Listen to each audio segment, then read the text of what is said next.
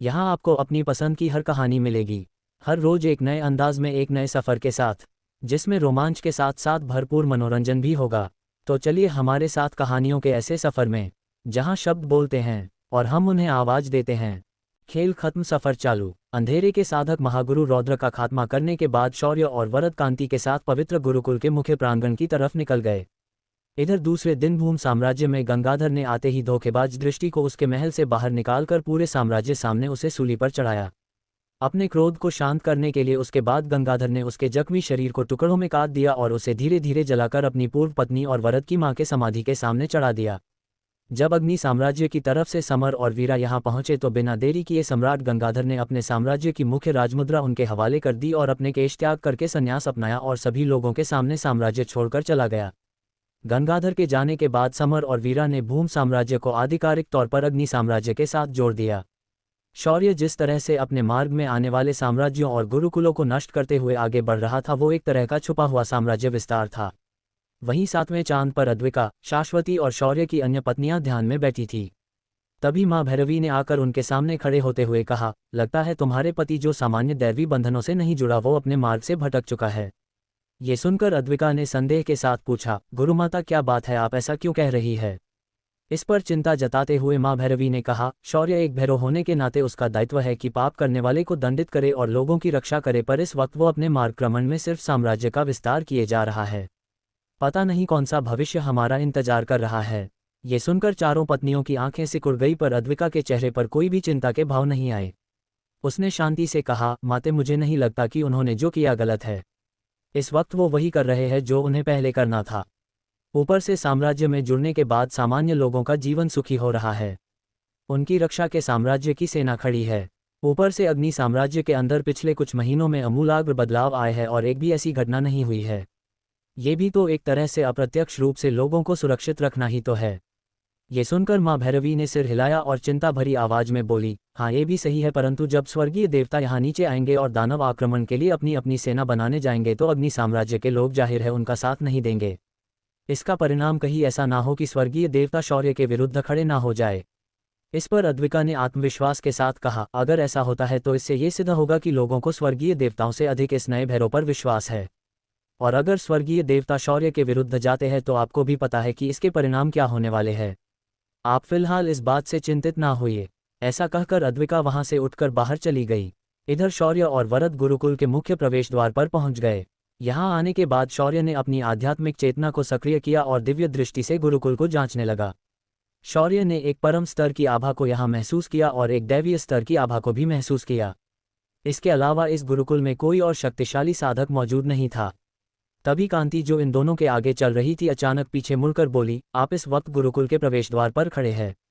कुछ ही देर में यहाँ गुरुकुल के आचार्य आएंगे और आपके साधना तत्व के अनुसार आपको अपने अपने पहाड़ी के लिए चुनेंगे। हमारा गुरुकुल 8 पहाड़ियों में बंटा हुआ है जो 8 तत्वों का नेतृत्व करता है। हर एक पहाड़ी के प्रमुख को प्राचार्य कहा जाता है और उनके नीचे 3 आचार्य मौजूद है। उनके यहाँ आने के बाद आप अपने तत्व के अनुसार पहाड़ी का चयन कर सकते हो। ये सुनकर शौर्य ने धीरे से हाथ उठाया और बोला, माफ़ करना वरिष्ठ, पर क्या आप मुझे बताएंगी कि क्या हमारे गुरुकुल में आयाम तत्व की पहाड़ी भी मौजूद है? ये सुनकर अचानक कांति का चेहरा बदल गया और उसने हल्के दुख भरे अंदाज में कहा, आयाम तत्व की पहाड़ी तो हमारे गुरुकुल में है, पर यह इस वक्त वीरान पहाड़ी है, क्योंकि पिछले हजारों सालों से गुरुकुल में कोई भी आयाम तत्व का साधक नहीं आया। अगर कोई आए भी थे तो उन्हें सिखाने के लिए कोई प्राचार्य उपस्थित नहीं थे, इसीलिए उन्होंने अपने दूसरे तत्वों को चयनित करना सही समझा। ये सुनकर शौर्य ने कुछ सोचा और कहा, वरिष्ठ, फिर मैं आज इसी आयाम तत्व की पहाड़ी को चुनना चाहूंगा, क्योंकि आयाम तत्व ही मेरा प्राथमिक तत्व है। ऐसा कहकर शौर्य ने हल्के से अपने हाथों पर आयाम तत्व की ऊर्जा प्रकट की, जिसे देखकर कांति और भी हैरान हो गई। ये कैसा लड़का है, इसने परीक्षा के दौरान तलवार और अन्य तत्वों को साफ साफ उपयोग किया था और अब कह रहा है कि उसका प्राथमिक तत्व आयाम तत्व है। कांति की उलझन को देखकर शौर्य ने कहा, वरिष्ठ, आप चिंता ना करें, भले वहां कोई नहीं है, पर फिर भी मैं इस तत्व की पहाड़ी को अपने लिए चुनना चाहूंगा। मेरे पास अपने तत्व के आधार पर कुछ तकनीकें मौजूद है जिनका उपयोग करके मैं अपनी सुरक्षा कर लूंगा। ऐसा कहकर शौर्य ने वरद की पीठ थपथपाई। वरद ने तुरंत आगे बढ़कर कांति से कहा, वरिष्ठ, मेरे गुरु जिस पहाड़ी पर जाएंगे मैं भी उसी पहाड़ी पर जाना योग्य समझता हूँ। ये सुनकर कांति की भौहें और अधिक सिकुड़ गई। उसने सवालिया नजरों के साथ वरद को देखा और बोली, गुरु, कौन है तुम्हारा गुरु? ये सुनकर वरद ने झट से शौर्य की ओर इशारा किया और कहा, वरिष्ठ, ये मेरे गुरु है और इन्होंने ही मुझे सारी शिक्षा दी है। इसीलिए मैं उनके साथ ही आयाम तत्व की पहाड़ी पर जाना चाहूँगा। और वैसे भी मुझे नहीं लगता कि गुरुकुल को उनके वहाँ जाने से कोई आपत्ति होगी। तभी असमान से आवाज आए, आपत्ति कैसे नहीं होगी? ये पवित्र गुरुकुल है और वो पहाड़ी गुरुकुल का हिस्सा है। अगर तुम्हें उस पहाड़ी पर जाना है तो तुम्हें खुद को बाकी प्राचार्यों के समान शक्तिशाली होना होगा। हर पहाड़ी के प्राचार्य अर्धदैवीय स्तर के साधक है। क्या तुम दोनों में से कोई है जो इस स्तर तक पहुंचा है?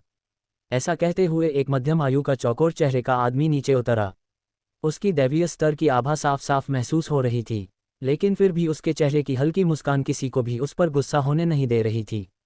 शौर्य ने पूरे आदर के साथ उन्हें प्रणाम किया और कहा, प्रधानाचार्य को मेरा प्रणाम।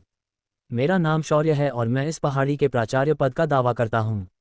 रही बात मेरी साधना की, तो मुझे नहीं लगता कि मैं इसके लिए जरा भी कमजोर सिद्ध हो सकता हूँ। ऐसा कहकर शौर्य ने अपनी साधना आभा को प्रकट किया। एक दैवीय स्तर की साधना आभा को महसूस करते ही कांति और प्रधानाचार्य इस बार पूरी तरह सदमे में थे। तभी शौर्य ने आगे कहा, आप मेरी साधना के आधार को अब समझ चुके हैं, तो मैं इधर उधर की बातें बिल्कुल नहीं करना चाहूँगा। मुझे आयाम पहाड़ी पर जाना है क्योंकि मुझे आयाम देवता वेद के चांद पर जाना है। मुझे मिली जानकारी के हिसाब से आयाम देवता की असली विरासत इसी चंद पर स्थित है। एक आयाम तत्व का साधक होने के नाते मुझे नहीं लगता कि मुझे वहां जाने से कोई रोकने का प्रयत्न करेगा। शौर्य की बात पर प्रधानाचार्य कुछ देर तक सोच विचार करने के बाद हल्की नकली मुस्कान के साथ कहा, मुझे लगता है कि हमारी आयाम की पहाड़ी इस बार पुनर्जीवित होने वाली है। मुझे आनंद होगा कि आप इस पहाड़ी का दायित्व स्वीकार करेंगे। ऐसा कहकर प्रधानाचार्य ने एक लकड़ी का टोकन शौर्य के हाथ में दे दिया। इस टोकन से आयाम तत्व की ऊर्जा साफ साफ झलक रही थी। ये आयाम पहाड़ी के प्रमुख का टोकन था। ये पहाड़ी प्रमुख की पहचान का प्रतीक थी। शौर्य ने उसे अपने हाथों में ले लिया और वरद की पीठ पर हाथ रखा। अचानक हवा में एक आयामी दरवाजा बना और पलक झपकते ही दोनों अपनी जगह से गायब हो गए। उनके जाते ही प्रधानाचार्य ने एक गहरी सांस छोड़ी और कांति को देखकर बोले, लगता है पवित्र गुरुकुल के पुनः चमकने का समय आ चुका है। मैंने कुछ दिनों पहले सुना था कि दिव्य गुरुकुल की प्रमुख ने खुद असली भैरव को ही नकली भैरव ठहराकर उसे दंडित करने की कोशिश की थी। इसका परिणाम ये हुआ कि आज दिव्य गुरुकुल को कोई कुत्ता भी नजर उठाकर नहीं देख रहा। तभी पीछे से आवाज आई, वैसे बात कुत्ते पर आई ही है तो अपन की समस्या भी हल कर। अपन शौर्य के साथ यहाँ आया है, पर यहाँ से आगे जाने के चक्कर में वो अपन को पीछे छोड़ गया है। क्या तुम लोग अपन को उधर जाने का रास्ता बताएगा? ये आवाज सुनकर अचानक प्रधानाचार्य के दिल की धड़कनें चूक गई। जब उन्होंने पीछे खड़े काले रंग के कुत्ते को देखा तो लगभग हकलाते हुए बोले, आयाम पहाड़ी के लिए यहाँ से पूर्व दिशा की ओर सीधा जाओ। तुम्हें वहाँ फलक दिखाई देगा, वहीं तुम्हारी आयाम पहाड़ी होगी। जब शेरा ने ये सुना तो प्रधानाचार्य की ओर उसने बाद में ध्यान नहीं दिया और सीधा उछलकर पूर्व दिशा में चला गया। शेरा के जाते ही प्रधानाचार्य ने अपने सीने पर हाथ रखा और फिर गहरी सांसें लेते हुए बोला, कांति, तुरंत सभी प्राचार्यों को सभा के लिए आमंत्रित करो। बहुत बड़ी खबर सुनानी है। ऐसा कहकर प्रधानाचार्य पीछे मुड़े और असमान में उड़ गए। प्रधानाचार्य की हरकतों से कांति समझ चुकी थी कि कोई बड़ी बात हुई है, इसीलिए उसने भी अधिक समय ना गवाते हुए तुरंत अपने काम पर लग गई। शौर्य और वरद आयाम पहाड़ी पर पहुंच चुके थे। यहाँ पहुंचने के बाद शौर्य ने पूरी पहाड़ी का जायजा लिया और वहां उपस्थित आयाम तत्व की लगभग खत्म हो चुकी ऊर्जा को महसूस किया। अंत में शौर्य ने अपने डायमेंशन से कुछ लोगों को बाहर बुलाया और इस पहाड़ी की स्वच्छता का काम उन्हें सौंप दिया। तभी शेरा हौंकते हुए वहां पहुंच चुका था। उसने आते ही शौर्य पर बरसना शुरू किया, क्या भाई बनेगा रे तू? एक चेला क्या मिल गया, तू अपन को भूल गया? मुझे पता नहीं था कि तू अपन के साथ ऐसा भी कभी करेगा। अपन का जन्म जन्मांतर का रिश्ता तुमने कल आए इस लड़के के लिए तोड़ दिया। अपन कसम खाता है कि अपन तुमसे कभी बात नहीं करेगा।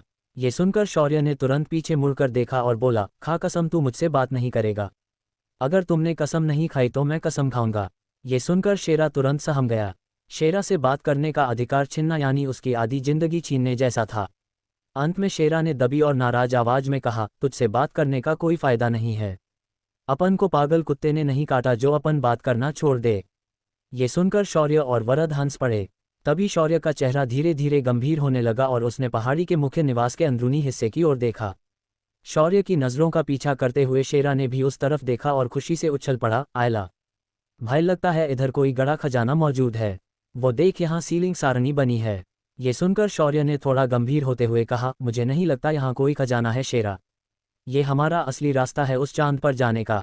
लगता है हमें इस सारणी को तोड़कर अंदर के स्थानांतर सारणी को पहले जांचना चाहिए।